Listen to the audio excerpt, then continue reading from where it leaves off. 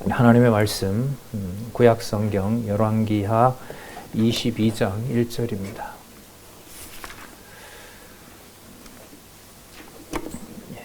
한글 개역성경으로 보도록 하겠습니다.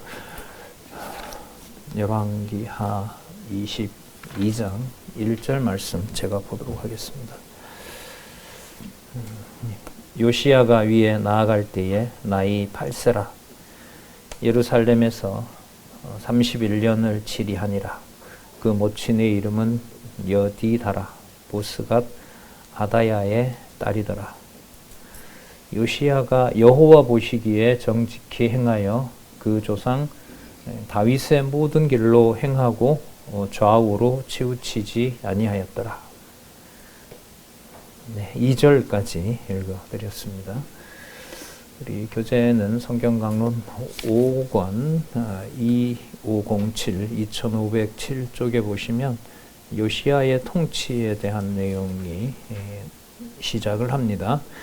거기에서부터 우리 개역성경 본문과 또 주석 해석을 참고하시면서 계속 우리 강론을 이어가도록 하겠습니다. 잠시 결론 보시면은요, 요시야의 아버지 아몬, 요시야의 할아버지 므낫세, 그 므낫세와 아몬은 느밧의 아들 여로보암의 길보다 더 부패한 바로 아버지와 할아버지의 통치가 지난 시간에 있었죠. 그리고 이제 오늘 요시야 통치를 보게 되는데, 요시야의 통치에서 이른바 종교개혁이 일어나도록 하시죠. 성전을 수리하고 율법을 준행하고 또 유월절도 지키는 너무나 감격스러운 사건이 벌어집니다. 자, 그 목적은 18장 8절에서부터 23장 30절까지 다윗 왕조를 약속대로 존속시키는 바로 여호와의 5가지 속성이죠. 여호와 하나님의 언약과 그 언약을 지키심으로, 통치 언약을 지키심으로 전능성과 신실성과 주권성과 영원성과 자비성, 그 어느 것 하나라도 이제 떨어질 수가 없는 거죠. 그 모든 것들이 이제 드러나고요. 궁극적으로 여호와의 존재와 또 그의 속성과 또 그 모든 계시되는 내용에서는 그의 놀라운 사역도 같이 드러난다고 할 수가 있겠죠. 그 사역은 구체적으로 속성이 시가서에서 드러난다면은 사역은 이 땅에 여호와의 이름으로 오시는 바로 메시아와 직접 관련이 있는 언약 내용이죠. 구체적인 예언들이 나오는 바로 선지서에 가서 그걸 마무리하게 됩니다. 그래서 이스라엘 역사와 관련된 그 기록이긴 하지만 이 내용은 나중에 이사야부터 시작하는 선지서 내용의 중요한 이제 근거 내용들을 우리가 살피고 있다, 이렇게 보시면 될 것 같아요. 자, 그래서 다윗 왕조를 보호하시고, 그 보호의 핵심은 뭐냐 하면 자주 말씀드렸죠. 열왕기상 11장 36절에 내 이름을 두시겠다고 하셨던 그 약속이 바로 보호의 핵심입니다. 자, 이는 바로 왕조가 이탈하는 언약을 복과 저주를 통해서 언약하셨던 그 법을 집행하심으로 그 법이 성취되는 거죠.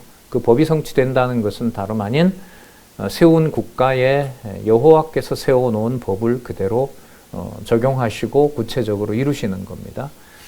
그 통치가 바로 룻기에서부터 에스더서까지 통치 언약 성취 섭리라는 중요한 의미로 우리가 지금 살펴보고 있습니다. 자, 우리 22장으로 가셔서 한번 볼게요. 먼저 성전을 수리하는 일이 나타나는데, 여러분 요시야 왕이 참고하시면 좀 도움이 될 것 같아요. 우리 그 성경개론 253페이지에 보시면은 그 요시야 왕의 통치 기간이 나오는데 640년부터 609년이에요. 640년부터 609년인데 여러분 이 시기가 당시에 저기 나오네요. 609년에서부터 604년이죠. 여기 보면 여기죠. 640년부터 609년까지 40년부터 의미가 있는 것은 당시에 사마리아, 북이스라엘은 아수르 제국에게 망했고요. 남쪽 유다도 아수르 제국의 지배를 받는다고 볼 수 있는 상황이죠. 그런데 저기 640년에서 609년 조 사이가 아수르 제국이 바벨론 제국에 의해서 침략을 당하는 시기입니다. 그러니까 아수르 제국이 쇠퇴하던 시간과 물려 있는 게 바로 요시야의 이 정치 개혁하고 종교 개혁하고 연관이 있다 이렇게 보시면 유익하실 것입니다. 자, 그 내용은 이제 다음에 가서 살펴볼 수가 있는데요. 미리 말씀을 좀 드리면 요시야가 예루살렘의 개혁뿐 아니라 베델까지 다 개혁을 합니다. 아수르가 지배하는데 어떻게 그런 일이 있을 수 있냐 그러는데 그 역사적 배경을 우리 선지서에 가서 보면 구체적인 내용이 나오죠. 그래서 마지막 아수르 제국의 왕이 저 시기에 죽습니다. 그러다 보니 요시야가 여호와를 알고 있는 본인들로 봐서는 여로보암이 그랬죠. 그 나라를 르호보암이 통일하려고도 했었잖아요. 그래서 거기까지 여호와의 이름을 바르게 부르도록 전국에 걸친 저 위에부터는 아니지만 적어도 우상의 그 중심지였던 바로 베델의 개혁을 단행하는 일이 벌어지고 그 말은 이미 망해버린 북쪽 이스라엘이지만 여호와께서 살아계신 것을 확인해 주는 일인 겁니다. 되게 중요한 일이죠. 그래서 통치 언약 성취 섭리에서 망한 북쪽 이스라엘이나 이제 곧 그 바벨론에게 망할 남쪽 유다에게 전부 여호와의 이름을 두시고자 했던 일을 여호와께서 이루어 가시는 일하고 관계가 됩니다. 그래서 여러분 2절에 보시면 여호와 보시기에 정직히 행하여 그 조상 다윗의 모든 길로 행하고 좌우로 치우치지 아니하였더라 나오죠. 이 다윗의 모든 길을 하고 반대되는 말이 뭐냐면 이스라엘로 범죄케 한 여로보암의 길, 그 낱말하고 반대로 놓으시면 됩니다. 그러니까 평가 기준은 뭐냐면 언약 세우신 법, 주신 법을 실행하느냐 하지 않느냐의 여부에 딸려 있는 겁니다. 그러니까 불순종하게 되면 징벌을 받고 그리고 여호와의 말씀을 섬기면 여호와로부터 인정받고 그 여호와로부터 복을 받는 것은 뭐 외부의 어떤 상황이 아무리 악하더라도 외부의 상황이 나쁘더라도 여호와의 이름을 경외하는 것은 계속해서 이루어지는 거죠. 예를 들면 그 히스기야 같은 경우에 상황이 다급했잖아요. 아수르 제국이 쳐들어왔어요. 그리고 예루살렘이 거의 뭐 함락되는 상황까지 갔지만 그때 당신네들이 섬기는 우상을 우리가 섬기겠다고 하지 않고 이사야를 찾아서 여호와께서 이 일을 어떻게 해결해 주셔야 되는지 기도를 하게 하죠. 그러니까 그런 상황인 겁니다. 그 상황에서 이제 므낫세 같은 왕은 외국 그 이방신을 성전 앞에다가 세워놓고 더럽히는데 히스기야나 이제 요시야 왕은 전쟁 중에 다급한 상황에서도 여호와를 섬기게 하시는 거죠. 상황과 상관없이 약속하신 복과 저주 언약을 이루시는 겁니다. 그 복의 핵심은 바로 여호와 하나님을 잊지 않고 세우신 그 법을 마음과 뜻과 목숨을 다하여 섬기게 하시는 바로 그것을 바로 기준으로 삼는다 이렇게 보시면 돼요. 자, 뭐 참고로 다윗의 길로 행한 왕이 이러면은 솔로몬 초기라고 할 수 있겠죠. 솔로몬 초기에는 성전까지 짓고 하지만 말기에 가서 이 남북 이스라엘의 모든 우상의 발원지, 그 바로 원인자가 바로 솔로몬 왕인 거죠.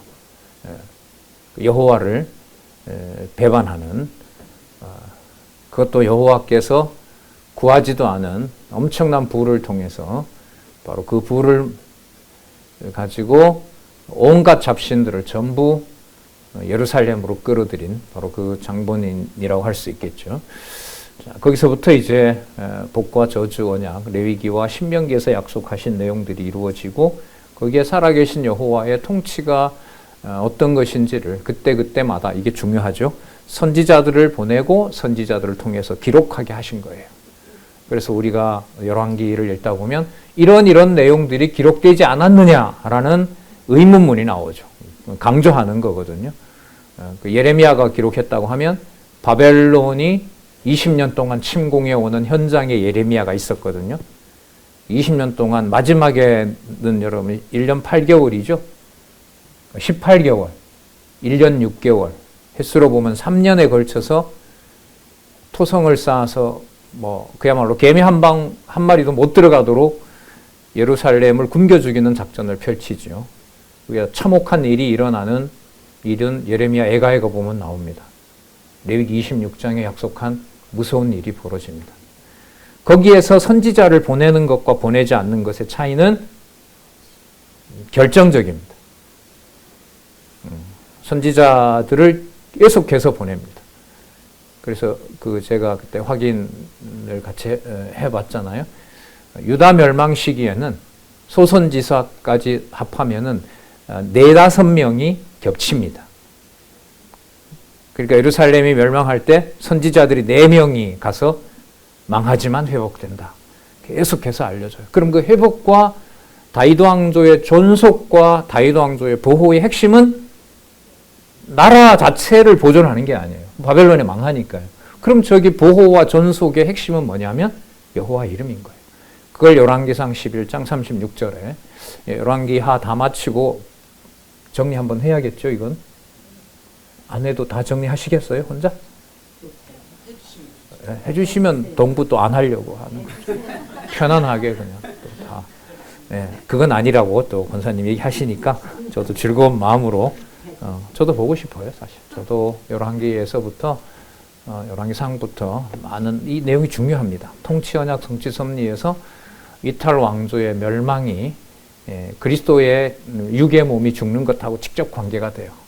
어느 정도로 그리스도께서 고난을 당해야 되느냐? 그 답이 이탈한 왕조의 육적 상황들이 어떻게 멸망하는 것과 직접 관련이 되는 겁니다. 그리스도가 모를 리가 없으시죠. 그 다음에 역대기입니다.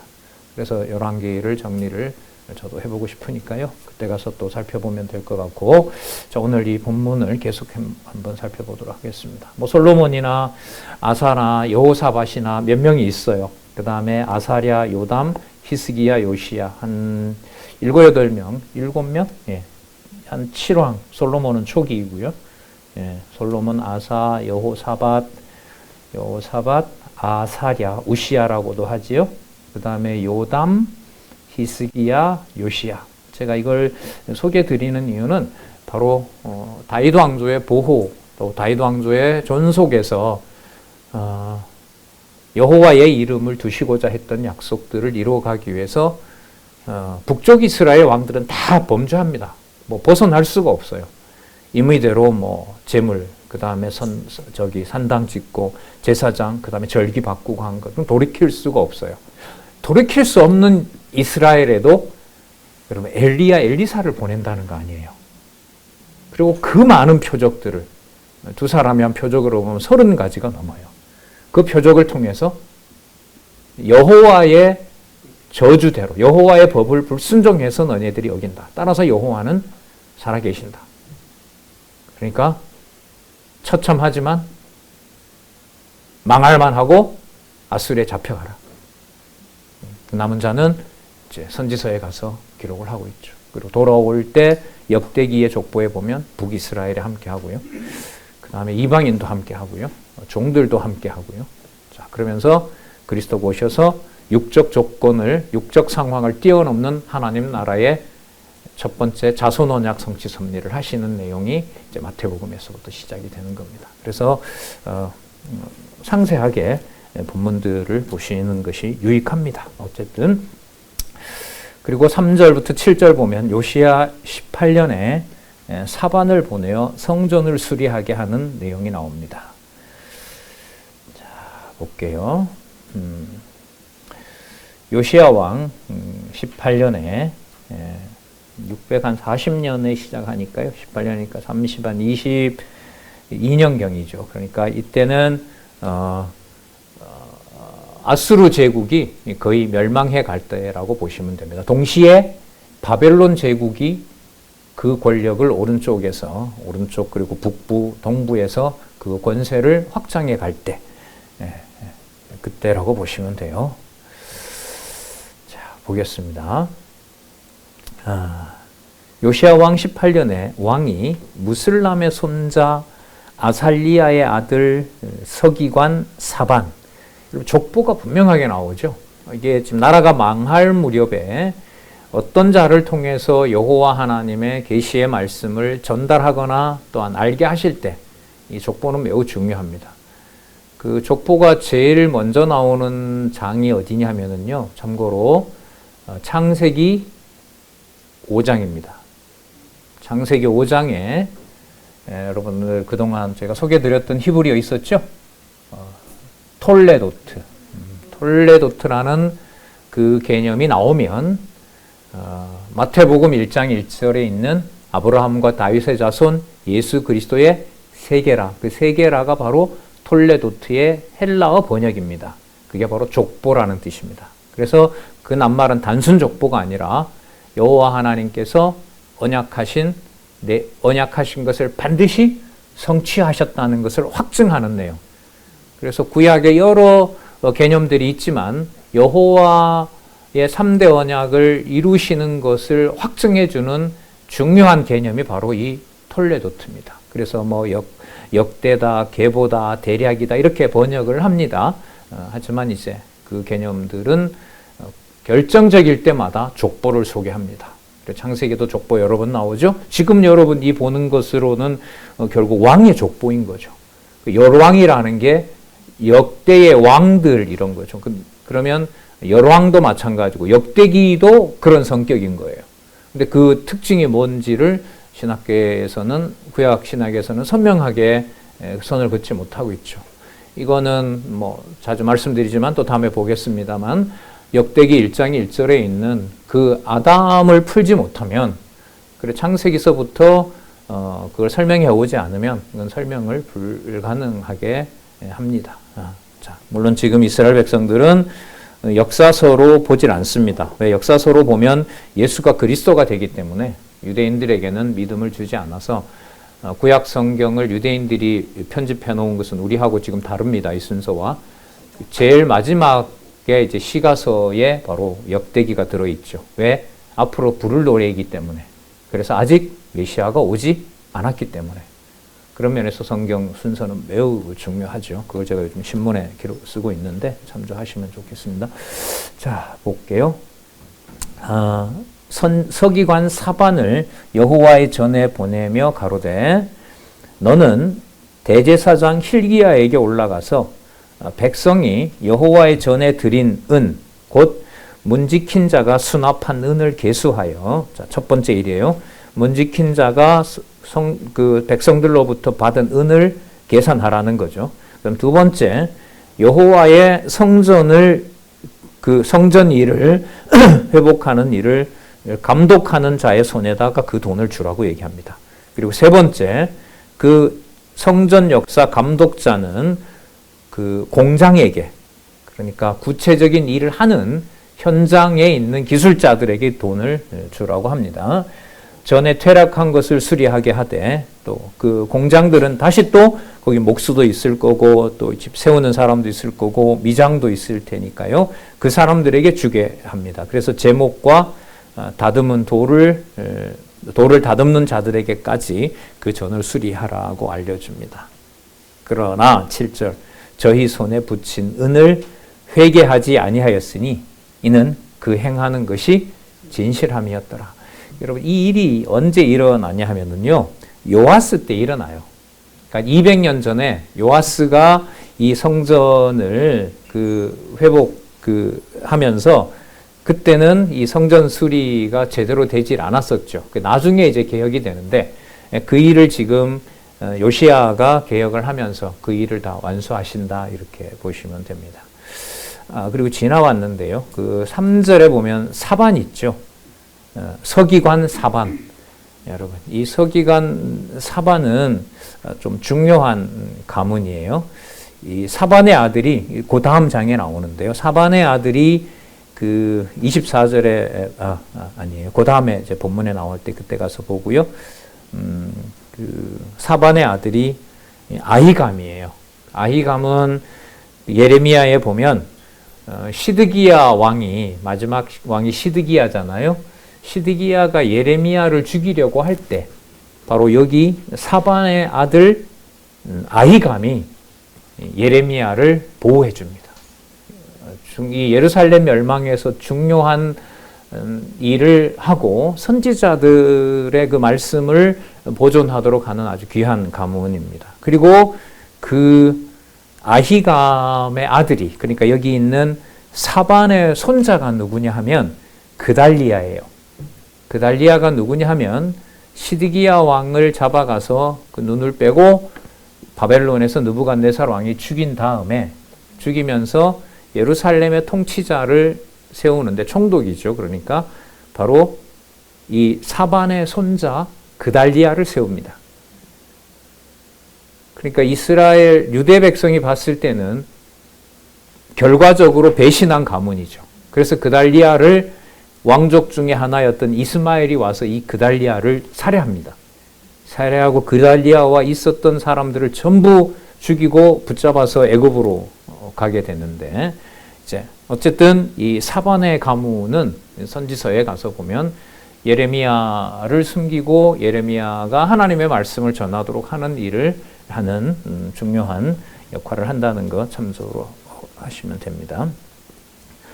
자, 그래서 어떤 일이 벌어지냐 하면은요, 성전을 수리하러 갔는데 대제사장이 거기서 여호와의 전에서 율법책을 발견하는 거예요. 그 율법책이라고 하면은요, 앞부분에 아담에서부터도 맞지만 더 구체적으로는 우리가 알고 있는 시내산 언약이라고 보시면 돼요.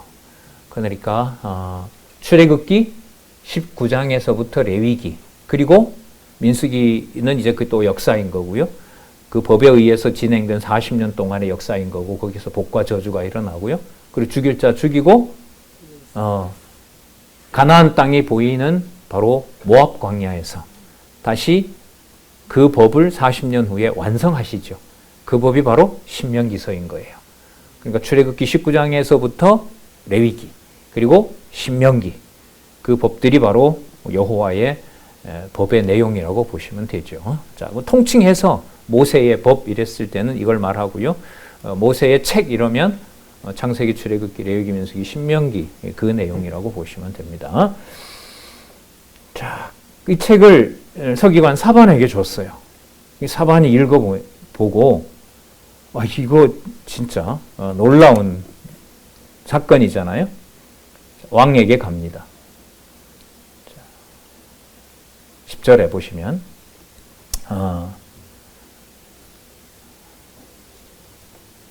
그 전까지 일을 보고하죠. 왕이 말씀하신 대로 성전에 들어오는 세를 받아서 그 기술자들이 그 재료를 사서 정확하게 선을 지금 성전을 회복하고 있습니다. 그리고 또 10절 왕에게 고하여 가로되 제사장 hil기야가 저에게 책을 줬습니다.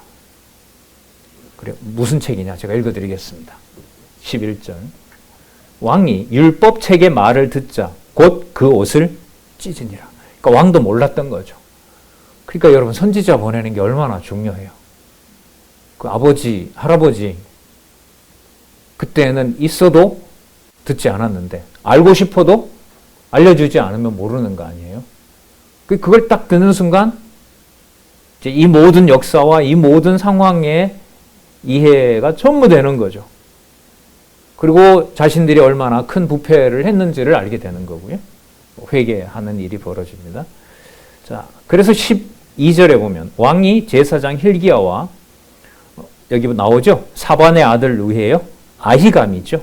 아히감이라고, 예, 아히감. 바로 이 자가 예레미야 선지자에게 도움을 주는 바로 사관이라고 할 수가 있습니다. 자, 아히감과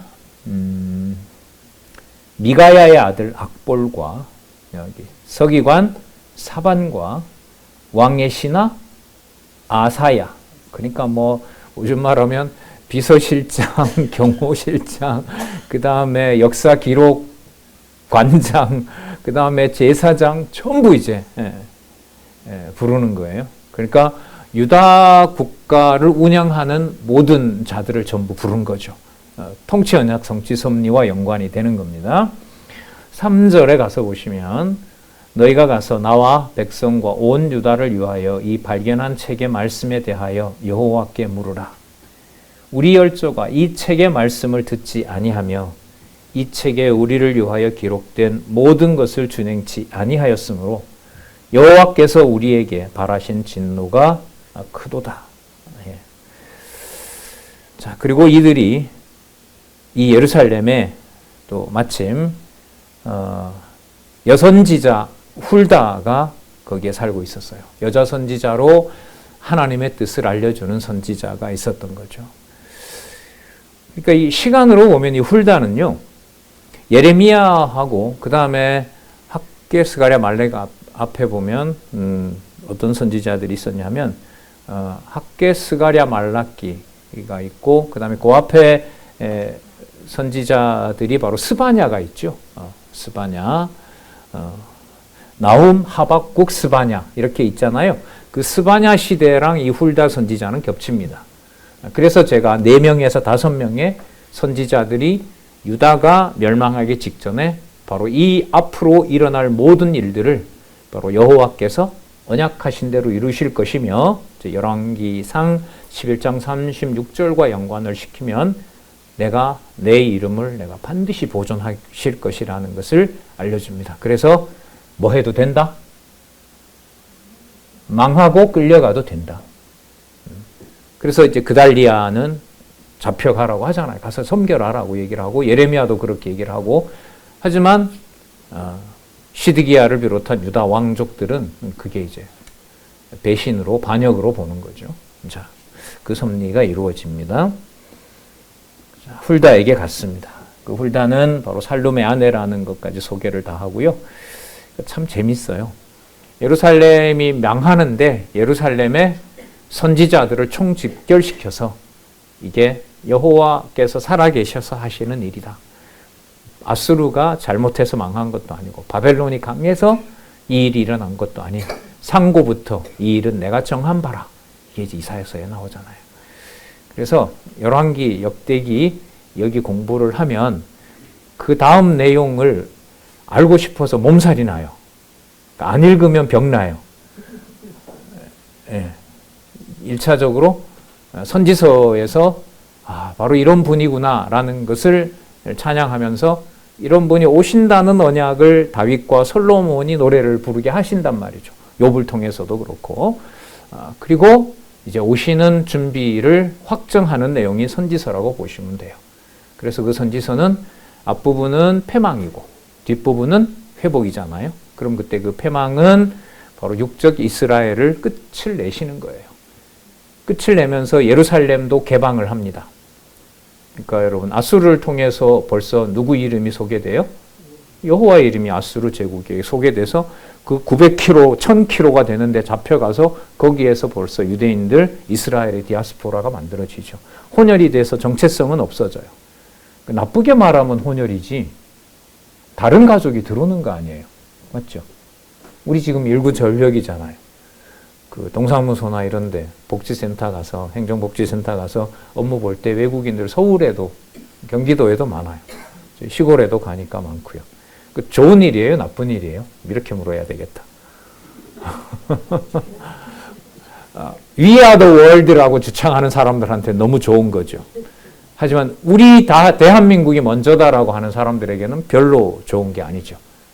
하지만 예루살렘은 아수르 제국에서부터 이미 개방이 됩니다. 여호와의 이름을 부르게 하시는 일이 벌어져요. 그게 바로 그리스도가 오셔서 예루살렘과 온 유대와 사마리아와 땅끝까지 여호와의 이름을 전파되게 하신다는 그 시편 19편이죠. 해 뜨는 데서부터 해 지는 곳까지 전하는 자가 없고 들리는 소리가 없으나 여호와의 영광이 온 땅에 가득 차게 하신다는 그 약속이 이루어지는 것으로 보면 됩니다. 자, 훌다가 어떤 말씀을 전달하는지 한번 보겠습니다. 15절 훌다가 저희에게 이르되 이스라엘 하나님 여호와의 말씀이 너희는 너희를 내게 보낸 사람에게 요시야 왕이죠. 재앙을 고하기를 16절 여호와의 말씀이 내가 이곳과 이 거민에게 재앙을 내리되 곧 유다 왕의 읽은 책의 모든 말대로 하리라. 언약하신 대로 성취하신다. 그 언약책을 읽었으니까 출애굽기 19장부터 시작해서 일단락 지어지는 내용이 레위기 27장이잖아요. 27장 앞에 26장에 5번에 걸쳐서 단계적으로 칼과 기근과 연병에 망한다는 그 약속을 읽는 거예요. 이걸 지금 요시야가 읽게 하시고 그걸 그대로 받아들이고 여호와만 경배하는 일이 이제 이 종교 개혁으로 일어나게 되는 겁니다. 여호와의 말씀이 내가 이곳과 그 거민에게 재앙을 내리되 곧 유다 왕의 읽은 책의 모든 말대로 하리니 이는 내 이 백성이 나를 버리고 다른 신에게 분향하며 그 손의 모든 소위로 나의 노를 격발하였습니다. 범죄한 것을 묻어두진 않습니다. 그 모든 걸 처벌하세요. 처벌한다 하더라도 여호와의 이름을 두시겠다고 하신 약속, 내 집과 내 나라가 내 앞에서 영원하리라고 하신 약속, 그건 여호와의 이름과 관련이 되기 때문에 그것도 반드시 이루시는 겁니다. 자, 그러므로 내가 17절 중간에 내가 이곳을 향하여 발한 진노가 꺼지지 아니하리라 하라 하셨느니라. 18절 너희를 보내어 여호와께 묻게 한 유다 왕에게는 너희가 이렇게 구하라.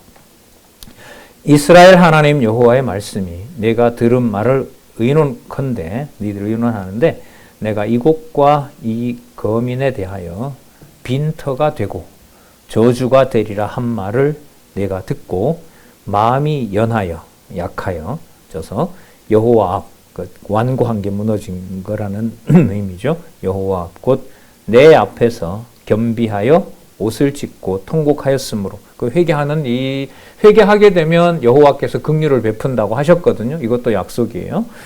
통곡하였으므로 나도 내 말을 들었노라. 여호와가 말하였느니라. 그러므로 내가 너로 너희 열조에게 돌아가서 평안히 묘실로 들어가게 하겠다. 그러니까 다윗성에 묻히게 하겠다. 다윗성에 묻혔다고 하진 않고요. 그 열조의 묘에 묻혔다라고 나중에 나옵니다. 거기 요시야에 대해서 열조에게로 돌아가고 평안히 묘실로 들어가게 한다 했잖아요. 근데 이 사람 말년이 어떻게 되냐 하면 요시야 왕이 바로 왕이 이 아수르 제국이 약해지니까 바로 왕이 아수르 제국을 치러 와요. 바로 느보라 그러죠. 느보라는 이 왕이 치러 올라오는데 이걸 요시야가 대적을 합니다. 그 애굽 왕에게. 그 상세한 내용은 그 예레미야에 나오죠. 그때 이제 그 애굽 왕이 그래요. 오지 마라. 너 오면 죽는다고 그러더라. 오지 말고 이 전쟁에 참여하지 마라. 그리고 내가 아수르 치러 가는 길을 비켜라.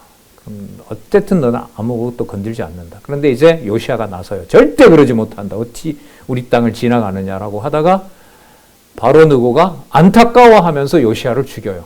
어쩔 수 없이 내가 너를 죽인다. 이 일은 하나님께서 행하시는 일이라 이런 말까지 합니다.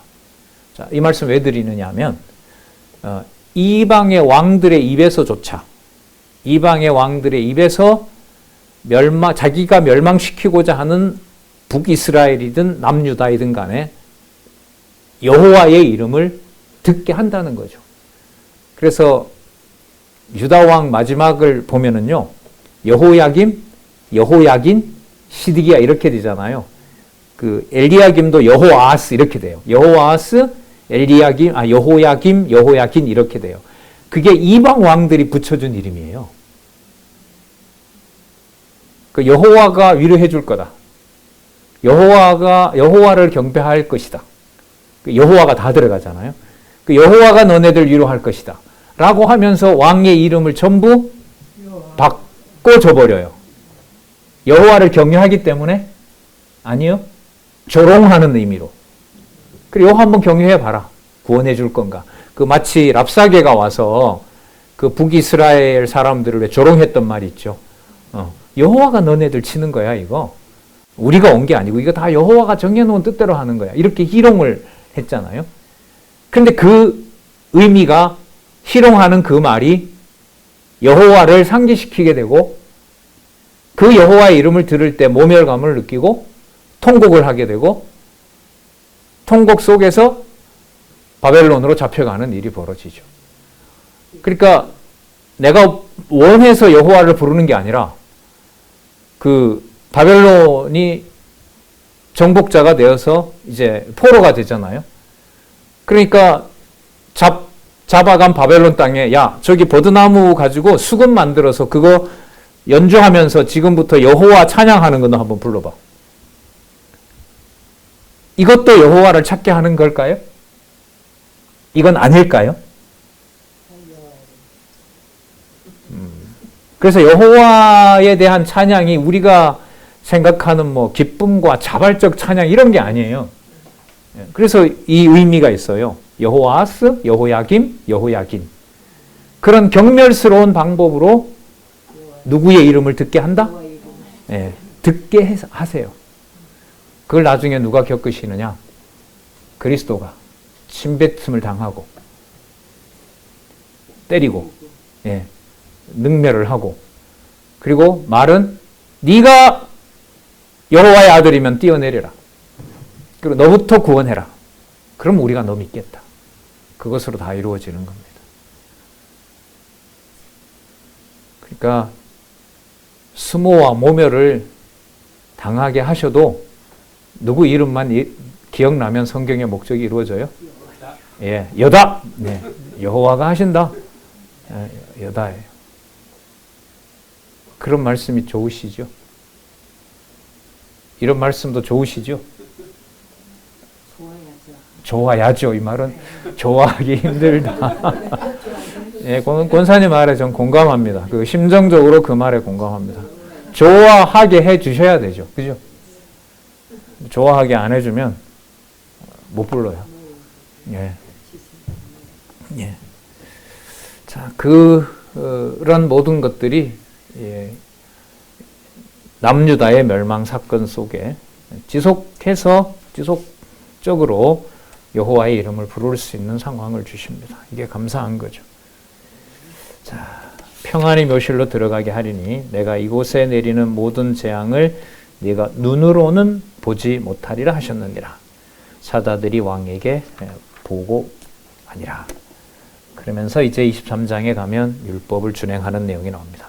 왕이 보내어 유다와 예루살렘의 모든 장로들을 자기에게로 모으고 이에 여호와의 전에 올라가매 유다 모든 사람과 예루살렘 거민과 제사장들과 선지자들과 모든 백성이 물론 노소하고 다 왕과 함께 한지라.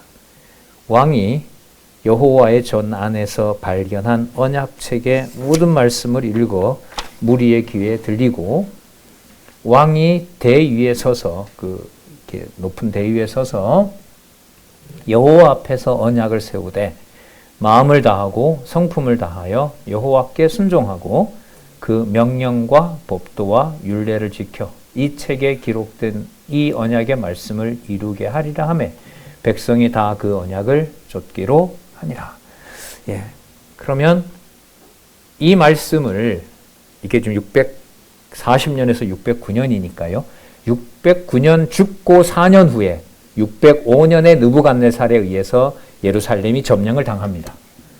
자, 그러면 요시야에게 이러한 여호와의 율법책을 준 큰 의미는 얼마 전 역사잖아요. 그러니까 이렇게 되는 거예요. 요시야가 609년에 죽으니까 이 당시에 있었던 제사장들과 유다 모든 백성들은 무엇을 생생하게 알고 있어요? 율법책을 통해서 여호와를 섬긴 일, 그리고 예루살렘을 중심으로 안식일이 아니라 유월절을 지킨 일을 너무나 생생하게 기억하고 있는 거예요. 그렇기 때문에 바벨론에 잡혀갈 만한 거죠.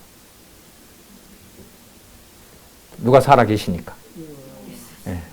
그래서 바벨론으로 언약한 대로 잡혀 나라가 망하고 성전이 불에 타고 잡혀갈 수 있는 준비를 요시야를 통해서 해주시는 역사가 640년부터 9년까지 한 30년 동안에 일어난 놀라운 긍휼과 은총과 신실성과 주권성과 자비성과 전능성, 때를 맞춰서 하나님이 아수르 제국 멸망시키고 바벨론 제국에 의해서 바벨론 제국이 요시야 죽은 4, 5년 후에 605년이니까요. 4년 후에 예루살렘을 점령하게 하시는 거죠. 그래서 그 예루살렘을 점령한 느부갓네살이 강해서가 아니라 내가 상고부터 태초부터 내가 정한 일을 이루는 거고 70년 포로 생활 갔다 와라. 그래서 뭐 할 만하냐 하면 잡혀갈 만한 거죠. 모든 일이 더할 수도 없고 덜할 수 없이 일어나는 거예요. 무엇을 위해서? 여호와의 이름의 보호와 보존을 위해서. 그래서 역사서의 마지막에 나오는 보통 명사는요, 인간적인 어떤 유익함을 다 빼야 됩니다.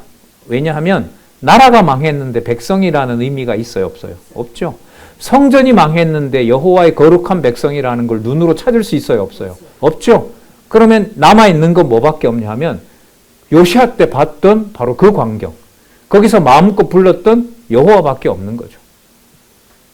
그래서 저는 이제 좀 극단적으로 철학적 논리로 하다 보니 늘 이게 사고가 극단으로 가는데, 사단이 잡아가도 여호와는 두세요, 하나님. 사단에게 만신창이가 돼도 여호와 이름은 좀 놔두시지요. 그래도요, 아무리 뭐 세뇌를 시켜도 한마디에 가요, 그냥. 당신 왜 그래라고 그냥 톤 하나만 올리면 여호와가 보호고 뭐고 없어요. 끝장나요. 그게 우리의 본성이죠. 그 사도 바울의 로마서 7장 25절 있잖아요. 오호라 나는 곤고한 자로다. 죽을 지경이다 이 말이거든요. 그 번역 너무 잘했더라고. 우리나라 어떤 현대어 성경에서 죽을 지경이다 이렇게 번역을 한 거예요. 요즘 이렇게 학생들이, 요즘 이제 세대들이 읽을 수 있게. 내 속 사람으로는 하나님의 법을 즐거워하는데 또 다른 한 법이 나를 사로잡아 죄 아래로 이끌어가는 것을 보는도다. 바로 그런 말씀 여러분 잘 아시죠? 자, 그럼 계속 보겠습니다. 자, 23장 4절 개역 내용들을 한번 보겠습니다. 왕이 대제사장 hil기야와 모든 버금 제사장들과 문을 지킨 자들에게 명하여 바알과 아세라와 하늘의 1월 성신을 위하여 만든 모든 기명을 먼저 기드론 밭에 불사르고 재를 베델로 가져가게 합니다. 베델에서 다 모아서 전부 다 태워버리려고. 5절 옛적에 유다 왕들이 세워서 유다 모든 고을과 예루살렘 사면 산당에 분향하여 우상을 섬기게 한 제사장들을 전부 폐해버립니다. 나중에 다 죽여버리죠. 바알과 해와 달과 12궁성과 하늘의 모든 별에게 분향하는 자들을 또한 폐합니다. 6절에 또 여호와의 전에서 아세라상을 내어 예루살렘 바깥 기드론 시내로 가져다가 거기서 불사르고 빻아서 가루를 만들어 그 가루를 평민의 묘지에 뿌립니다. 7절에 여호와의 전 가운데 미동의 집을 헐었으니, 뒤에 좀 설명이 나오죠. 미동은 남자 창녀입니다. 그러니까 거기에 이제 그 신을 섬기러 오던 여인들과 또 남자들, 이런 자들과 이제 그 지저분한 짓을 하는 중요한 역할을 하는 자들이죠. 그 제사 행위에서 이 자녀를 지나가게 하는 일, 그 다음에 그 성적인 어떤 문란을 통해서 하늘과 땅이 하나가 되어야 되니까 신과 하나가 되어야 되는 거죠. 그걸 위해서 이제 이런 짓들을 했던 결정적인 자들이 바로 미동들입니다. 자, 남창들이죠. 그들은 여인이 아세라를 위하여 휘장을 짜는 처소이었더라. 자, 거기서 아세라상을 그러니까 이렇게 보시면 되죠. 이 아세라상을 위해서 휘장 짰다는 말은 지성소에 있는 도구들을 다 만들었다고 보면 돼요. 그걸 누구를 위해서 만드냐면 아세라를 위해서 만들었던 거죠. 그리고 거기에 제사장이 하던 짓을 미동을 통해서 시키는 거고. 자, 그걸 전부 요시야가 없애도록 한 겁니다. 그리고 제사장이 분향하던 산당을 게바에서부터 부엘세바까지 더럽게 하고 또 성문의 산당들을 헐어버렸으니 이 산당들은 부연, 성읍의 지도자죠. 여호수아의 대문 어구 곧 성문 왼편에 있었더라. 그리고 9절부터 산당의 제사장들은 예루살렘 여호와의 단에 올라가지 못하고 다만 그 형제 중에서 무교병을 먹을 뿐이었더라. 죽이진 않아요. 이 개혁에 참 좀 흥미로운 건데 여호와가 세우신 제사장을 나중에 이 우상 섬긴 자들은 다 죽이거든요. 죽이는데 그 뼈 해골까지 그들이 제사 드리고 그 불 가운데로 지나게 했고 했던 걸 전부 무덤을 꺼내서 그걸 전부 다 베델에서 전부 다 불살라 버리고 그걸 전부 다 이제 강물에 뿌려 버리는 일이 벌어지는데 지금 7절에 보면 제사장들이 레위 지파겠죠. 그들에게 생계를 보장해 줍니다. 그러니까 자기가 직접 치질 않아요. 이렇게 보면 자 10절 회개의 기회를 준 거라고 할 수 있겠죠. 왕이 또 흰놈의 아들 골짜기 이름이 도벳입니다. 여기 아주 못된 제사를 했던 곳이잖아요. 뭐 나오지는 않아요. 하지만 흰놈의 아들이 자기 소유로 되어 있는 골짜기고 그 곳 이름이 바로 도벳입니다. 도벳을 더럽게 하여 사람으로 몰렉에게 드리기 위하여 그 자녀를 불로 지나가게 하지 못하게 하고 또 유다 여로왕이 태양을 위하여 드린 말들을 제하여 버렸으니 이 말들은 여호와의 전으로 들어가는 곳 근처 시종 나단멜렉의 집 곁에 있었다라고 나오죠. 그러니까 말을 죽이는 거예요. 우상 신에게 바치기 위해서. 그리고 그 불수레를 옆에다 둬요. 태양수레를. 그러니까 태양수레가 하늘로 가기 위해서 말들을 가지고 그 자리에서 피를 흘리는 거죠. 어디로 가는 길에? 여호와의 전으로 들어가는 길에. 거기서 이제 태양수레를 불사르고 유다 여로왕이 아하스의 다락 지붕에 세운 단들과 므낫세가 여호와의 전 두 마당에 세운 단들을 왕이 다 헐고 거기서 빻아 내려서 그 가루를 기드론 시내에 쏟아버리고 13절 또 예루살렘 앞 멸망산 좀 더 풀면 멸망해야 될 산 이렇게 되겠죠. 그러니까 예레미야가 이걸 기록했다고 하면 그때 그 산은 이제 멸망해야 될 산으로 이렇게 지칭했다고 보시면 돼요. 우편에 세운 산당을 더럽게 하였으니 이는 옛적에 여기 나오네요. 이스라엘 왕 솔로몬이 시돈 사람에 가증한 아스타롯, 모압에 가증한 그모스, 암몬에 가증한 밀곰을 위하여 세웠던 것이며 왕이 또 석상들을 깨트리며 아세라 목상을 짓고 사람의 해골로 그곳에 채웠더라. 또 완전히 그 더럽히고 전부 다 그 우상 숭배의 흔적들을 전부 없애는 일을 요시야가 단행을 합니다. 그러면서 이제 23장 15절에서부터 20절에 이 모든 일들이 300여 년 전에 약속했던 일이 이루어진 것이다. 그러므로 여호와의 이름이 이렇게 보존된다. 그 내용을 우리 잔잔하시고 23장 15절부터 보겠습니다.